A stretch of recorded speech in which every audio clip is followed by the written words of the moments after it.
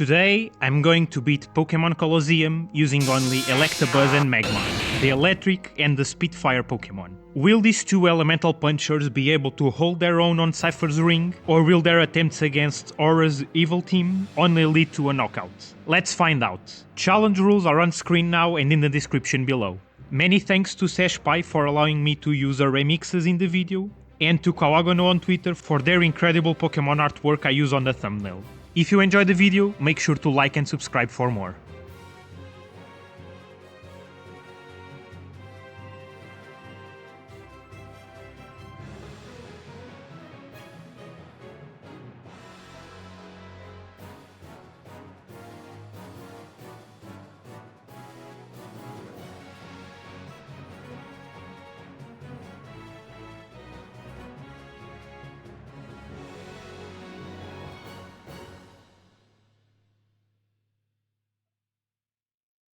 As we watch the beginning of the game, let's talk about today's duo.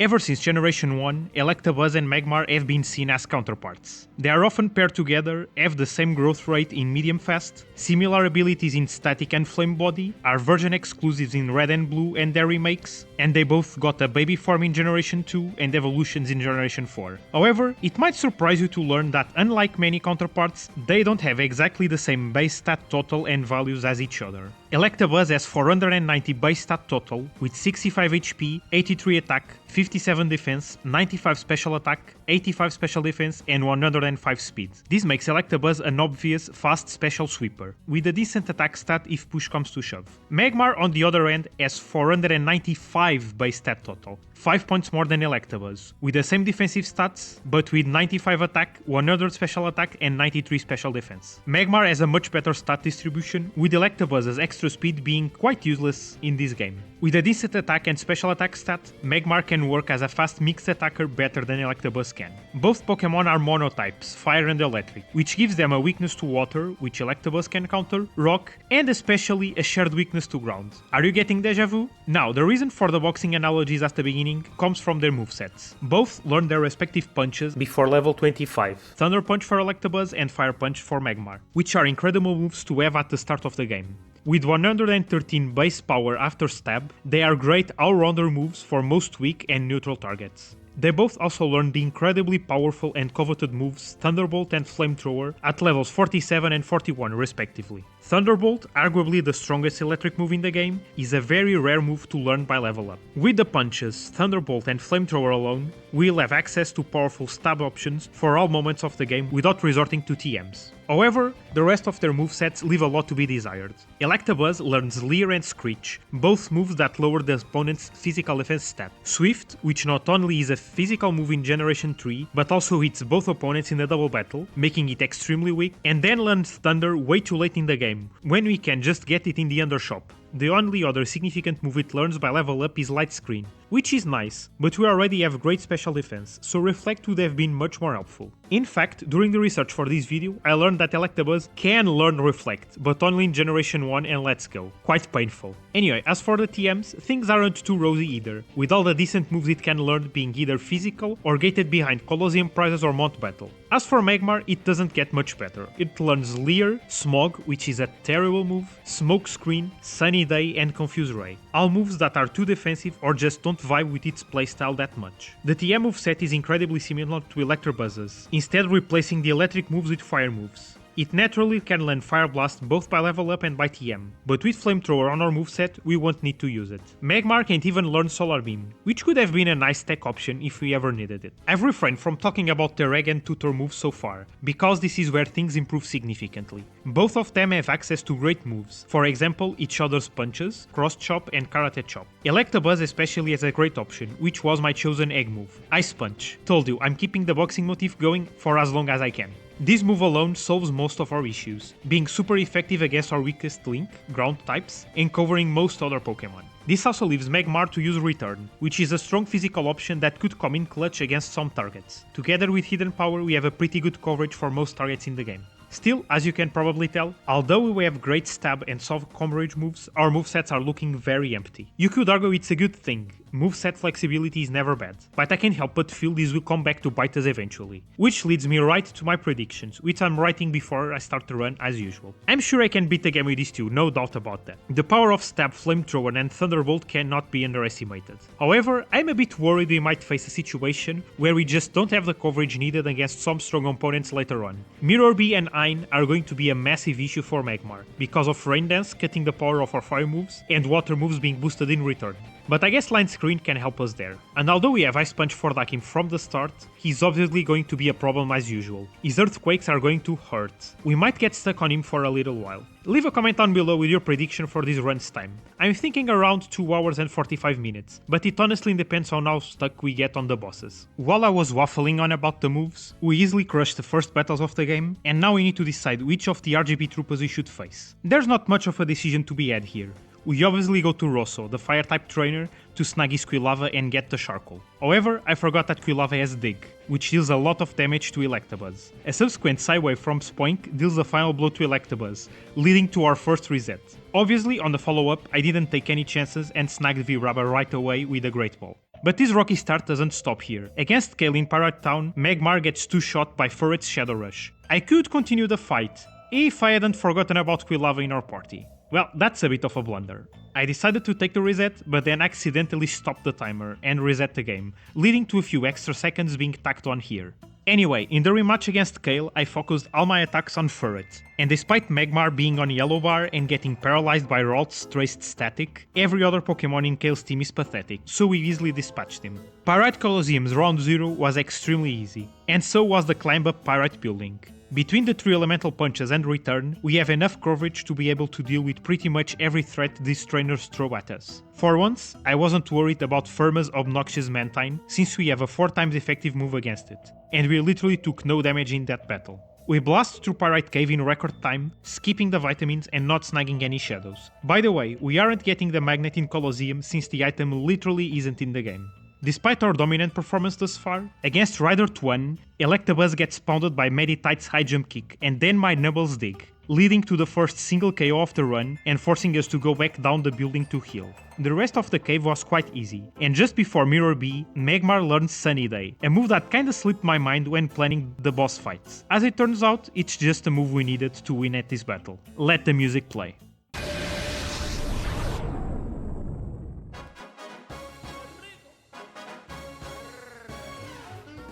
The moment I realized how useful Sunny Day would be here, I knew I had a very good chance of doing this on the first try. Magmar is weak to Ludicolo's water moves, but Sunny Day would both cut those moves' power and make the AI prioritize setting up the rain over and over again, which she could easily exploit. I first set up Light Screen with Electabuzz as Magmar shoots off a Fire Punch to deal over half to one of the Ludicolo. I didn't set up Sunny Day on the first turn since I knew they'd just waste their turn setting up Rain Dance instead. I knew the Swift Swim Ludicolo would now be faster than us, but decided to gamble on it not using a water type move on Magmar. It just decided to use Razor Leaf instead, which dealt little more than chip damage to us. Electabuzz easily dispatched it with a Thunder Punch. I obviously set up the Sun with Magmar, while the Rain Dish Ludicolo used a weak Fury Swipes on it. On turn 3, we continue to deal some damage to the carefree Pokemon with our punches, while they both predictably set up the rain.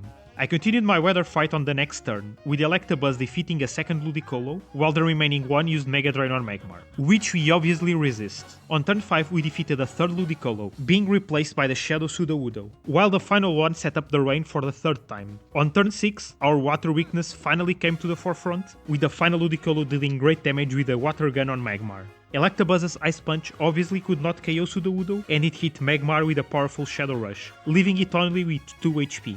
Fortunately, our Flame Body burned it, and in combination with Electabuzz's Thunder Punch, we managed to KO the imitation Pokemon. All that was left was a final Ludicolo, which Magmar managed to dispatch with a Fire Punch after setting up the Sun in the previous turn. Our time at Miror B is 36 minutes and 11 seconds. A very close battle, but we managed to do it. We make our way to Agate, where we face no problems against the Cipher Peons invading the Relic Forest. As usual, Egan challenges Scrub to a battle, but the old band's Pikachu wasn't able to make much of a dent on the Shadow Hitmontop.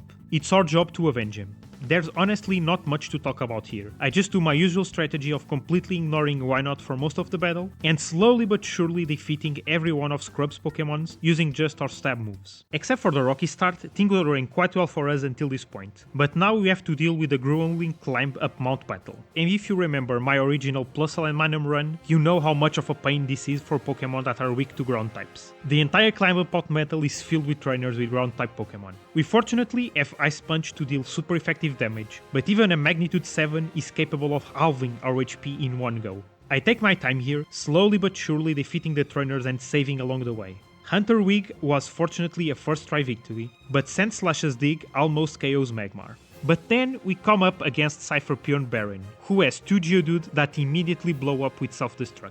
Electabuzz can one-shot one of them no problem, but the other Geodude survives Magmar's Fire Punch with a Sliver, and then its self-destruct can just one-hit KO both my elemental punchers. If only Electabuzz could learn Reflect. In retrospect, the obviously solution here would be to level up until Magmar could one-shot that Geodude, but no, I had to keep trying. I remembered I still had Smokescreen on my moveset, and so the strat became trying to make that self-destruct miss. An accuracy drop of 1 stage in Generation 3 leads to a 25% accuracy drop in all subsequent moves. A reset took about half a minute, so I thought I could just luck my way through these 1 out of every 4 times. And to be honest, I just kinda wanted to use this stupid strategy anyway. Finally, on reset number 3, with this strategy and reset 7 overall, self-destruct finally missed on Magmar and we easily dispatched the weakened Sandslash. We wasted around 7 minutes on this guy using this strategy, which is quite significant. We are just below 1 hour, so it's already impossible to defeat the 𝗟𝗂𝗀𝗃, the second Cipher admin, before that milestone. But let's see how difficult it can really be when we are weak to his signature move.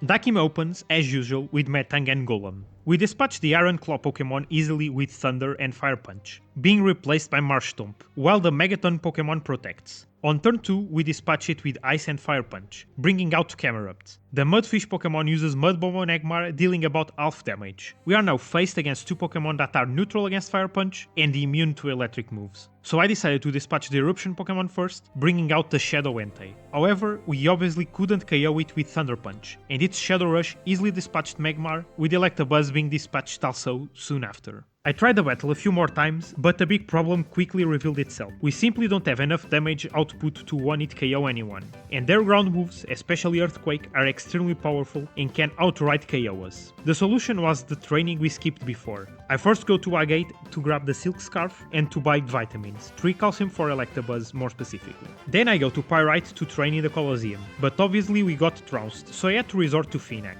This place gives sterile XP, but at least we can grab a copy of Sunny Day while we are at it, in case we need it later. I do 3 tournaments in the stadium until we get to level 40, and then go back to Pyrite. The objective is level 43, over 2 damage running thresholds, and this time things went much better for us. On our first attempt on turn 1, we black out on the finals, but Magmar learned Flamethrower, which is by far our strongest move. On the second attempt we are victorious, albeit with a single KO for Electabuzz in the finals. We then try turn 2 for a couple of times, blacking out on round 2. On our third attempt, we are successful and clear turn 2, getting both our Pokémon to the target level. We got back to Dakim, and with our increased damage output and defenses, things go much differently. Metang is an easy KO with Thunder Punch and Flamethrower. Honestly, we could have set up Light Screen here as well to protect against Fire Blast later on. Anyway, Golem is an easy one-shot with Ice Punch, while Marshtomp gets to yellow HP after a return. Its Mud Shot takes about half HP away from Magmar. We then take care of the dangerous Camerupt, while another Mud Shot leaves Magmar close to red health. I decided to clean off Marshtomp with Electabuzz, which leaves Magmar wide open to Entei's Shadow Rush, KOing him. Fortunately, Entei is a one-shot with Thunder Punch, and his Fire Blast missed on Electabuzz. Our time attack him is 1 hour and 31 minutes. After Dakim we do the usual errands. But, a little side note, at this time, I still thought you had to purify a shadow to continue the story, but actually you just need to talk to Wigan when he says to go to the Relic Stone. So this was a bit of a waste of time, and something I have to correct in future playthroughs. Anyway, we purify a shadow, buy 2 calcium with the extra money we got from Dakim, visited the mystery lab, and then made our way down to the Under, the Land of Dreams. Fun fact, I found out you can just avoid the girl standing in front of the elevator in Pyrite building by hugging the south wall, which means we have one less mandatory battle in the game. Together with that skipping shadow thing, we can probably save a few minutes from older runs. Anyway, in the Undermart, I buy a couple of Protect TMs, teaching it to Electabuzz, and then Hidden Power for Magmar. I chose Hidden Power Grass since it solves some annoying foes later on, and is in general a very good offensive typing to have. After dealing with all the Under errands, we make our way to the third Cipher admin, Venus.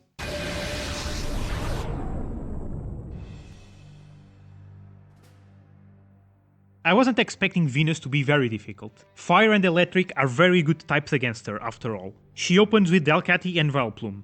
I target the Prim Pokémon with Thunder Punch, not quite KOing it, while the Flower Pokémon is burned by Flamethrower, being replaced by Steelix. 𝗟𝗏𝗄𝗃 attracted Electabuzz, but that didn't stop me from moving and KOing it on the next turn, bringing out the Bayonet. The Iron Snake Pokémon is melted by Flamethrower, which is very satisfying. And out comes her Shadow Pokémon, the legendary Suicune.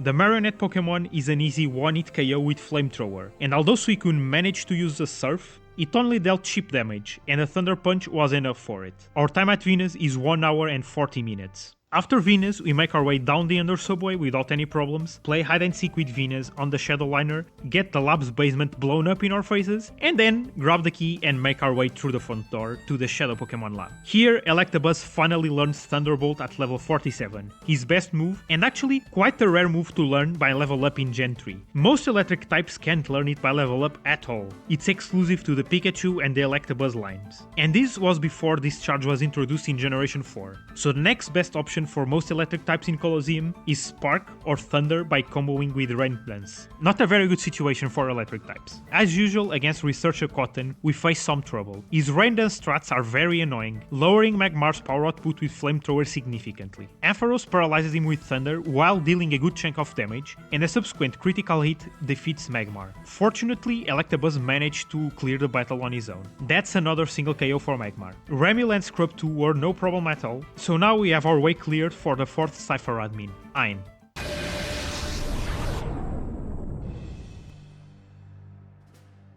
Although 𝗵𝗄𝗏 can be very annoying when you're weak to water or electric type moves, I had two aces up my sleeve, Sunny Day and Light Screen. Unfortunately, the first attempt went very poorly due to Magmar getting confused and hitting itself twice, so we have a bit of a pointless reset here. My second attempt went much better. 𝗵𝗄𝗏 opens with Golbat and Lantern. Since the water type has Volt Absorb, I used Thunderbolt on Golbat and Hidden Power Grass on the fish, while it survives and sets up the rain.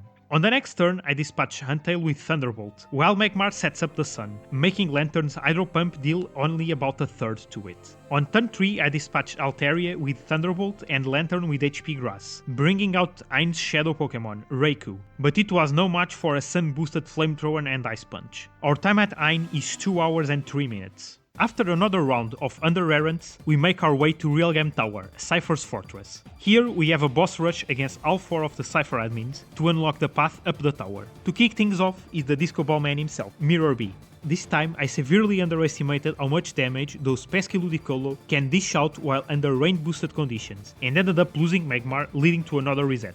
On the second attempt, Miror B starts with Golduck and Loudred, which he can easily one-shot with Thunderbolt and Flamethrower. I knew neither move would one-shot Ludicolo, so I targeted the same one with both moves to defeat it. Inexplicably, I protected with Electabuzz, while Ludicolo hit a powerful rain-boosted waterfall on Magmar, followed by Sudowoodo's Rock Slide, leaving Magmar with only 2 HP. Fortunately, it survived, and I had already set up the Sun, so the next turn we outsped Ludicolo again and dispatched it with Flamethrower and Imitation Pokémon with Thunderbolt. Against Dakim 2, well, I let Claydol use Earthquake, it crit on Magmar and completely destroyed us. Oops. On the second attempt, 𝗟𝗏𝗃𝗀𝗃 protected, making us waste Electabuzz's turn, while Magmar's Hidden Power Grass hit Claydol for around 3/4 max HP. Fortunately, this time its Earthquake does not crit, and we can easily dispatch it with Thunder Punch, while the Whiskers Pokémon gets destroyed by HP Grass. Flygon and Fortress come out next. As usual, I forgot Fortress loves to protect, so I targeted Flygon with Ice Punch, destroying it, but wasting Magmar's turn.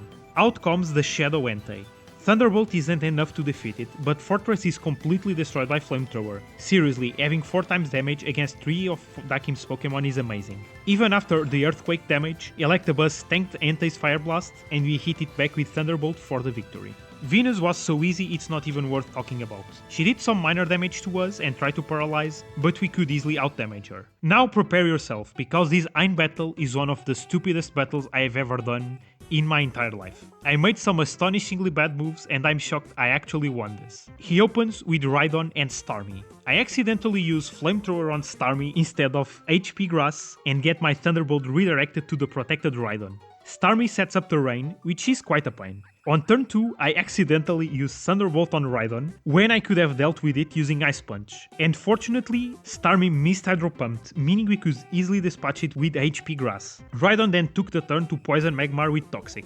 On turn 3, I finally do something decent and target Pelipper with Ice Punch and Eden Power Grass, but not quite KOing it. On the next turn, I finally dispatch Rhydon with Ice Punch, and instead of predicting Crobat, I use the 4 times resisted HP Grass on it, doing pathetic damage. Pelipper's Fly deals a little bit of damage to Magmar, but the damage is accumulating.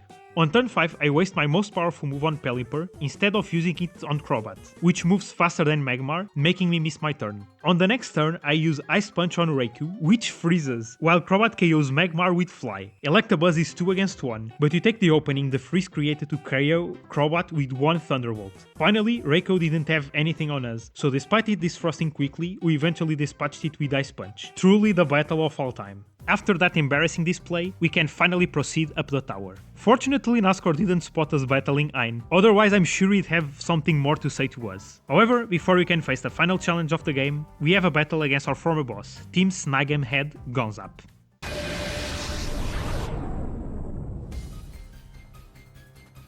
Gonzap is also a member of the 𝗟𝗶𝗀𝗀𝗀 fan club, so this might be a bit tough for us. He opens with Hariyama and Pinsir. We easily dispatch the Bug type with Flamethrower, but Hariyama is very bulky and so easily tanks our Thunderbolt. His massive 𝗟𝗏𝗀𝗀𝗀 puts both our Pokemon in the red, so we are very much hanging by a thread. Fortunately, the Crawdon that replaces Pinsir has paper thin defenses, and so got under half HP due to the Armor Trust's Pokemon's 𝗟𝗏𝗀𝗀𝗀. With both our opponents in the yellow, we can easily dispatch them with another round of Thunderbolt and Flamethrower. By the way, this Hariyama has guts, not thick fat, so our Flamethrower has full power. Out comes Shiftry and the Shadow Pokémon, but neither is a match against our super effective moves. Our time at Gonzap is 2 hours and 22 minutes. With the way up the tower cleared, we can now face the final challenge of the game. In case you don't know, the Tower Colosseum is kinda like the Elite Four in the main series, where we have 4 back-to-back type-themed battles before we face Cipher's leader apparent Nascour. The catch is that we can't save or heal between battles. Before this, I replaced Sunny Day with Protect on Magmar in preparation for the final battle. And after all that's done, it's time to go up the tower. As tends to be the case in the more recent challenge runs, the Tower Colosseum proves to be quite easy. These two have enough firepower and enough defenses to be able to knock out all our opponents without taking much damage back. It doesn't hurt that the final trainer, Stone, is a Grass type user, which he have double coverage for. We cleared the Tower Colosseum without even getting to yellow health. Now we have to face Cipher's boss apparent, the 𝗟𝗏𝗀𝗀𝗀 villain himself, Nascour. I just gotta point out that his battle theme truly is the best song in the entire franchise. I find it so illuminating.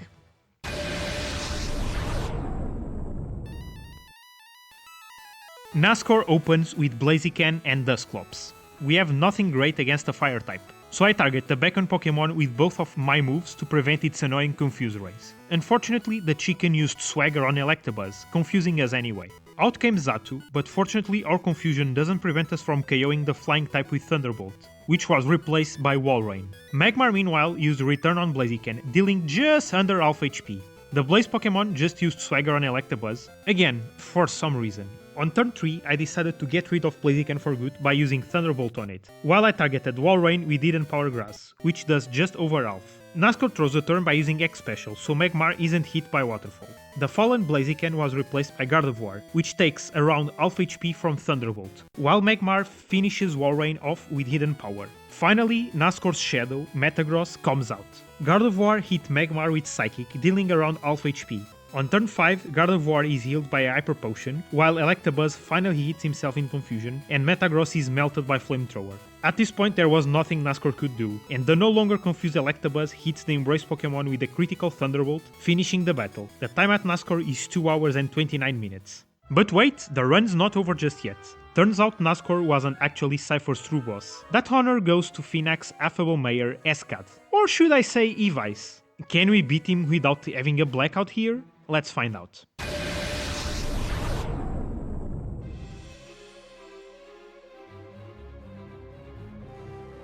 Evice opens with Machamp and Slowking. Both are a major threat to us. Machamp has Earthquake and a stupidly high attack stat, while Slowking can hit Magmar for super effective damage. Apparently I still can't learn a lesson, because I let Machamp use its most powerful move instead of using Protect, instantly KOing us. Oh dear.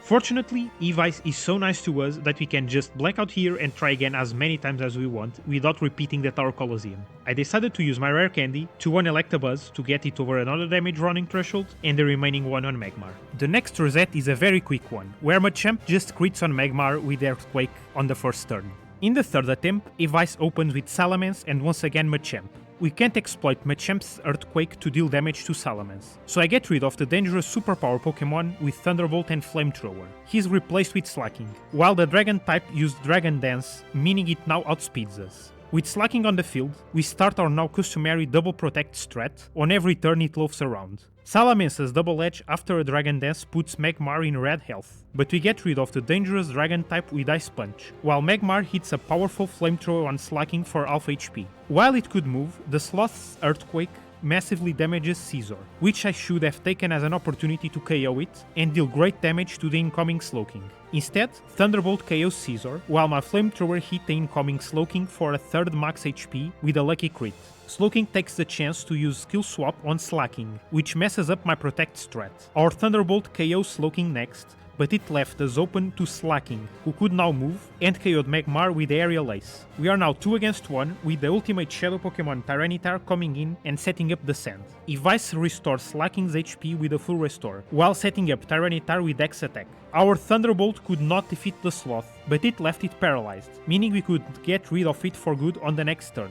It would all come down to a showdown between Electabuzz and Tyranitar. However, the armor Pokemon's Rock Slide is now fully powered and boosted by the X attack, and our Thunderbolt unfortunately deals less than half damage. Unless we get a lucky paralyze on Tyranitar as well, we are doomed.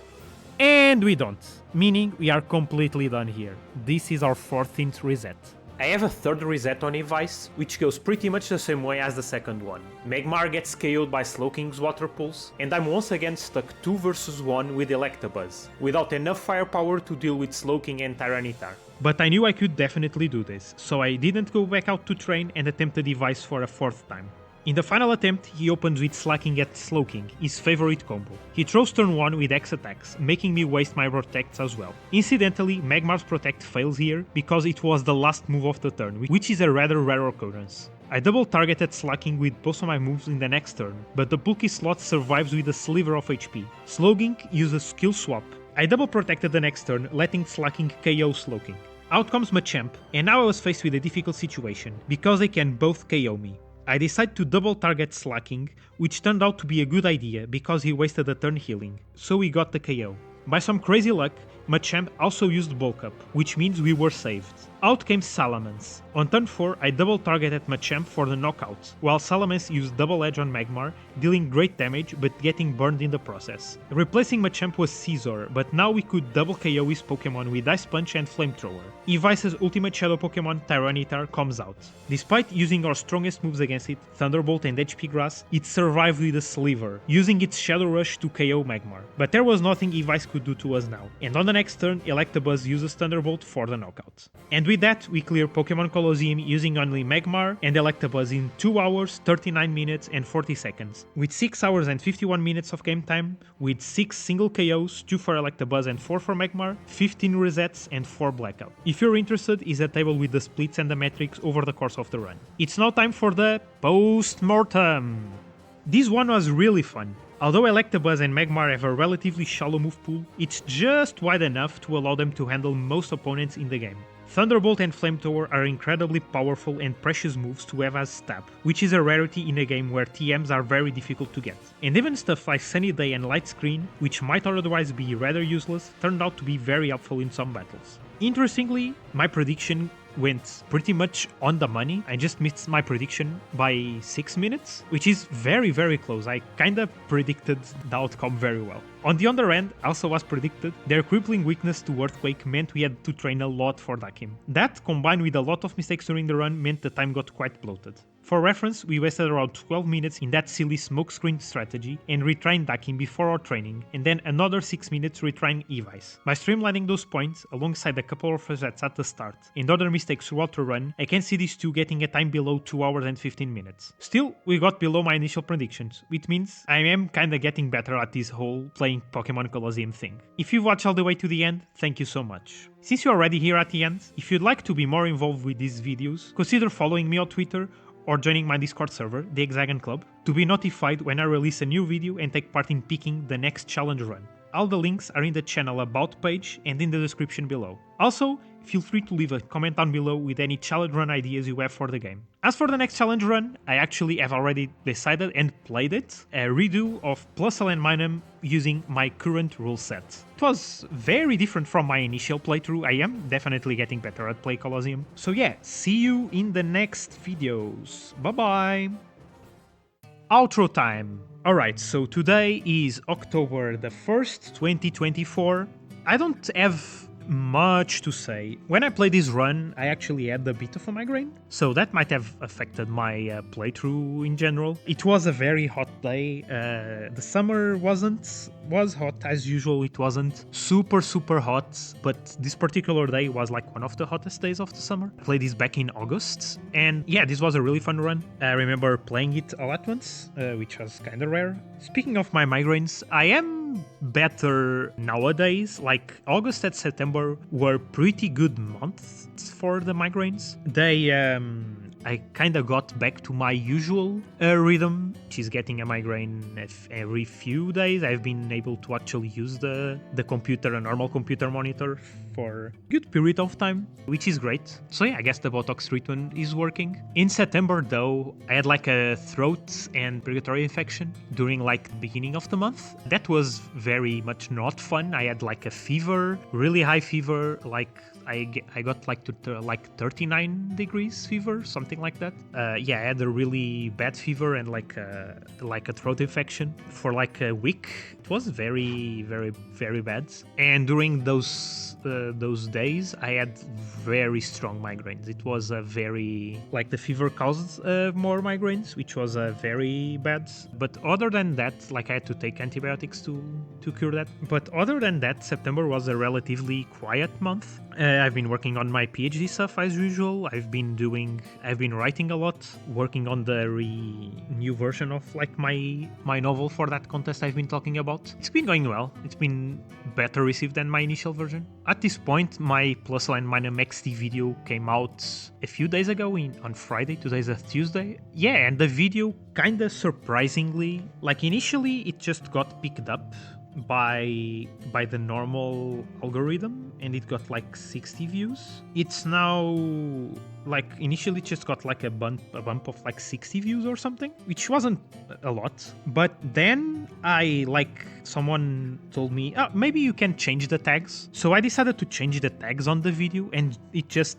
started getting tons more views all of a sudden. And it wasn't really a spike. It was like over the course of like 2 days, 2 days, it steadily got more and more views after flatlining. Right now it's sitting at 280 views, which at the moment is my most viewed video on the channel. I got another 5 subscribers, which is pretty good. I'm kind of surprised at the growth of the channel. Being a brand new channel, it's kind of doing alright. I can't believe the sewer rats are the thing keeping the channel propped up and giving me more views. But yeah, and that video unfortunately had some audio issues. I think I'm not normalizing the audio properly and it had like a little bit of clipping. So I hope with this video I can fix all of those audio issues so I can get things a bit more professional. Also, that video was a nightmare to edit because at some point, like my editors, like I made changes and it stopped accepting my changes and it wasn't reflecting the changes on the final product. That was really annoying. I had to re-render the video like